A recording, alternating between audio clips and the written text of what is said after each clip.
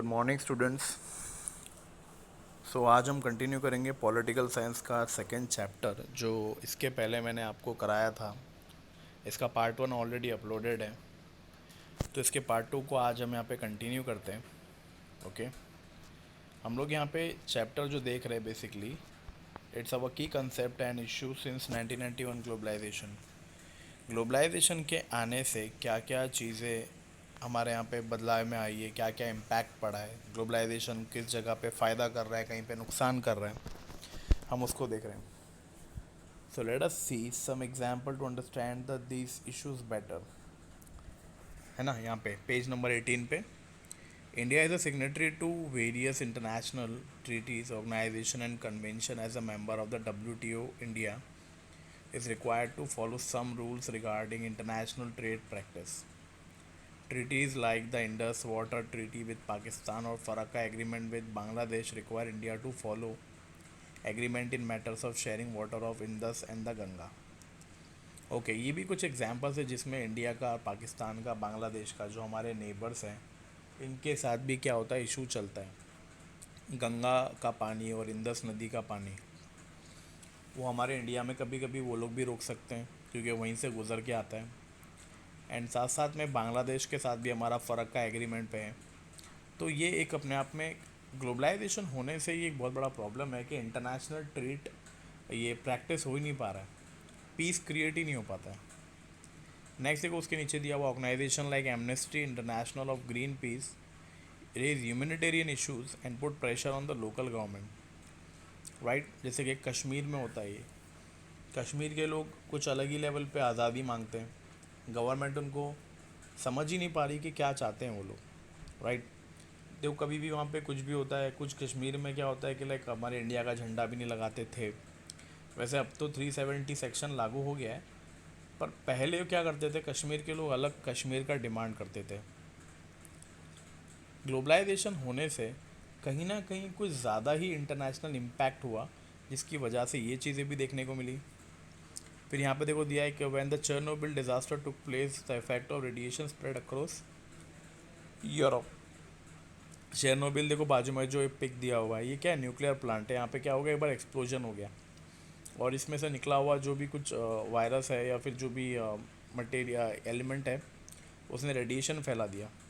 Such environmental disaster can not be restricted to one nation. अभी क्या होगा, देखो ये तो हवा में फैलेगा, तो सिर्फ और सिर्फ एक पर्टिकुलर कंट्री को ये तकलीफ दे ऐसा तो है नहीं, आसपास की कंट्रियों को भी तकलीफ होगा। That ensure the daily effects do not harm the population. ये बात का ध्यान रखना हमेशा ये चाहिए कि ग्लोबलाइजेशन के चक्कर में या फिर कोई भी ऐसा जो बड़ा प्लांट है, इससे कभी किसी का नुकसान ना हो। फिर एक आया था, Narmada Bachao Andolan had approach the World Bank to support cords of opposition to big dams and had internationalise the issue.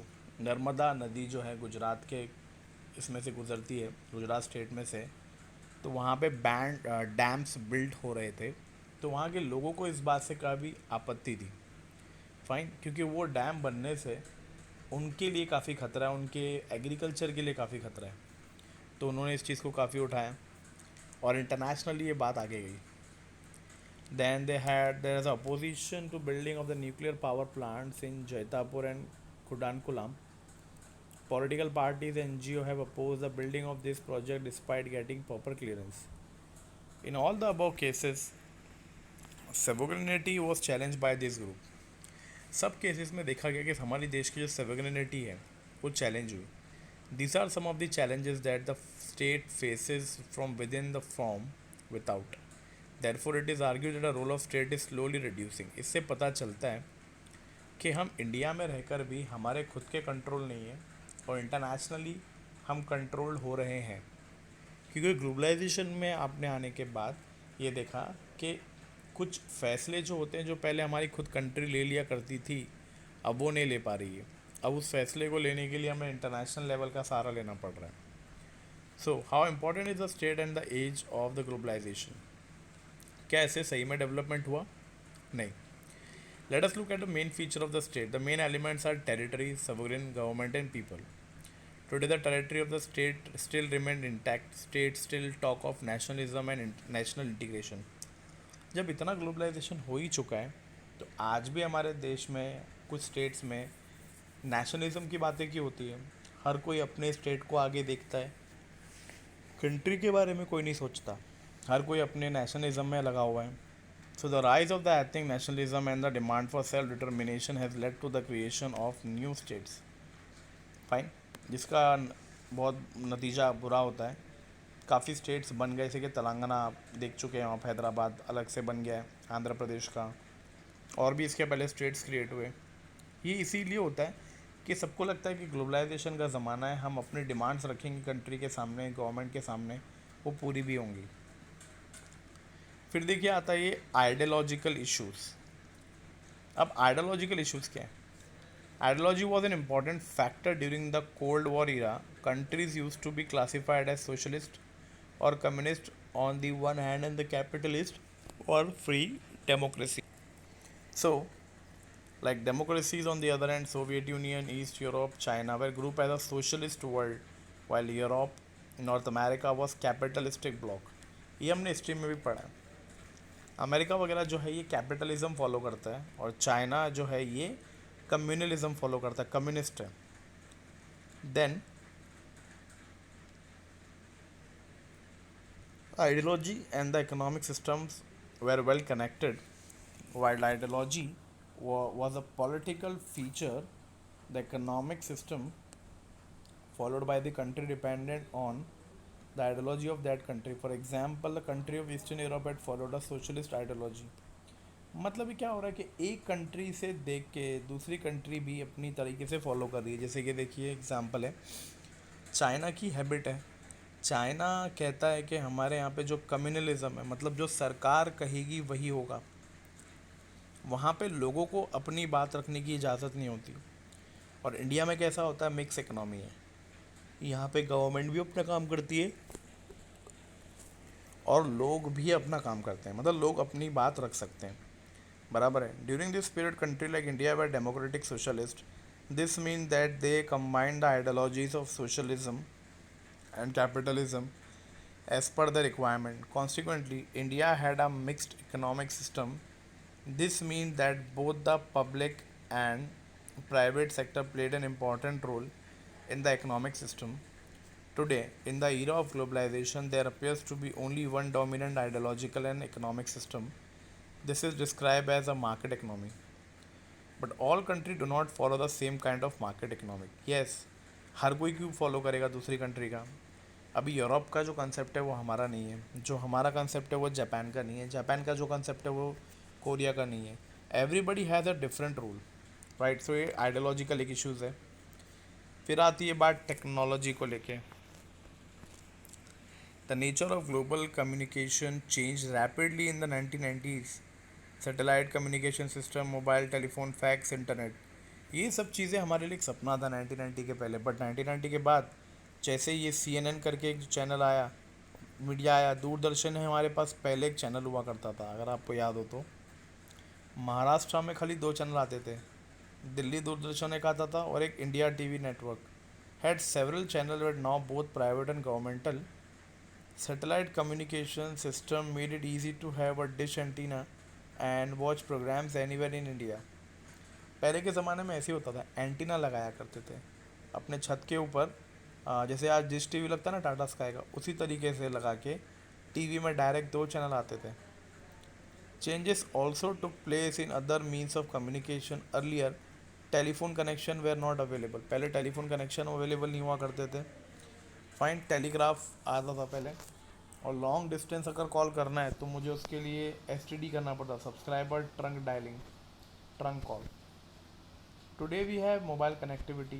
सब कुछ है, सबके पास अपना पर्सनल मोबाइल फ़ोन है, कोई भी कैसे भी कर सकता है. और आज यहाँ पे देखो पता है, ट्विटर है, स्काइप है, यहाँ पे देखो दिया है ऊपर. Yes, we have this Facebook, Instagram, WhatsApp, everything, right. So the technologies of the information age are by the nature transitional. Mobile phone, satellite television and the internet operate regardless of borders. Fine. आज ये सब चीज़ें हमारे लिए एकदम common हो चुकी है, इंटरनेट चलाना वगैरह. ये सब अपने आप में एक पहले कोई टाइम पे एक ये ड्रीम था, बट आज के टाइम पे काफ़ी ये एकदम इजी हो चुका है, हर कोई नेट एक्सेसिबल है. Then the social and cultural issues, यहाँ पे क्या, the revolution in the global media and the easy access to the internet has made people aware of that happening globally. Fine, पहले के जो कल्चर में और आज के कल्चर में बहुत फ़र्क हो गया है। What we see is that today the global cosmopolitan culture, with a great deal of the Western domination on the global cosmopolitan culture, they have a secularism westernization. पहले ये नहीं हुआ करता था. Like the, for example, the increase in the consumption of fast food like burger, pizza, vada pav. The method of celebrating tradition festival like Christmas, Diwali are become westernized. New idea celebrating Mother Day, Father Day, Friendship Day अब बहुत ये आ चुका है, हम western कपड़े ही पहनते हैं ज़्यादातर.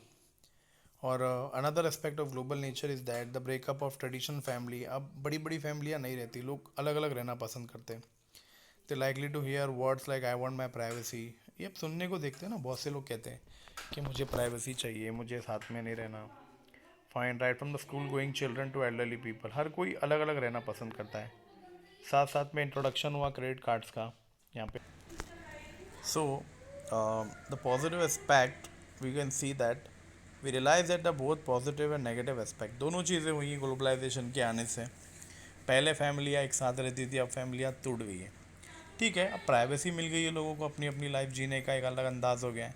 We are now more aware of the happening in the world and now it can be effect us. We are better connected now new employment opportunities have been came up. नई नई opportunity आ गई है, changes तो है, हो गई. Private sector आ गया ज़्यादातर, अब लोग प्राइवेट सेक्टर की ओर देखते हैं. But there are also negative aspect, negativity भी हो गई है. There is also a fear that international competition could cripple local business. अब देखो, बड़े बड़े बिजनेस अगर इंडिया में आने लग गए तो छोटे बिजनेस को तकलीफ होनी है. जैसे कि देखो एग्जांपल अभी ले लीजिए, बिग बाज़ार हो गया, डी मार्ट हो गया, ये मॉल का कंसेप्ट आ गया. ये मॉल वगैरह हमारे इंडिया में पहले थे भी नहीं, है ना, तो भी दुकानें चलती थी. बट ये मॉल वगैरह आने के बाद से थोड़ा उनके बिजनेस में फ़र्क पड़ा है. Then, in reality, India's biggest problem is attitudes and mindset. India has an identified all foreign capital and trade with its history of imperialist dependence. India हमेशा ये सोचता है कि जो भी हर कोई सोचता है कि इंडिया के अंदर जाके हम अपना बिजनेस चलाएंगे तो बाकी लोगों के बिजनेस पे भारी पड़ेगा.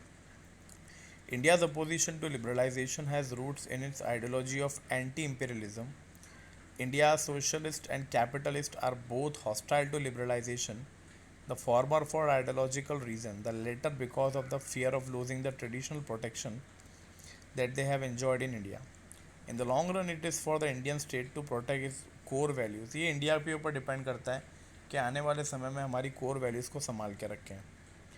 Then this continues to be an important role of the state in the age of globalisation. Right, तो इस चैप्टर से हमने ये सीखा कि ग्लोबलाइजेशन आ तो गया है, हमें बेनिफिट भी है, बट कहीं ना कहीं इसका नुकसान भी है. क्योंकि लोग जानते ही हैं ग्लोबलाइजेशन के चक्कर में हम हमारी ट्रेडिशनल वैल्यूज़ खो चुके हैं. बराबर है. तो इसके पीछे के देखिए आपको कुछ आपको एक्सरसाइज है, बहुत ही आसान है. आप इसको एक बार अच्छे से, नोट्स आपके पास है ही है, आप कर सकते हैं, आपको ये आ जाएगा. और एक बार अच्छे से पर रीड करिएगा, ठीक है. आपको ये लेसन कंप्लीट होता है. अगले जो टाइम टेबल के अकॉर्डिंगली आपको है वो मैं आपको कराऊंगा इसके बाद का जो कंसेप्ट है. फाइन. सो आप ग्रुप में प्लीज़ एक्टिव रहिएगा. और थियोरी है, आराम से आपको सुनना है. थियोरी सुनना ही आपका सबसे इम्पोर्टेंट टास्क है. प्रैक्टिकल या मैथ्स तो है नहीं आपके लिए जो आपको बैठ के घर पे करना है. ये सुनना ही सब कुछ है, क्योंकि जब एग्ज़ाम में आप लिखते हो ना तो ये सुना हुआ ही आपके काम आता है. बराबर है. ठीक है. So I am ending with the session. So completed.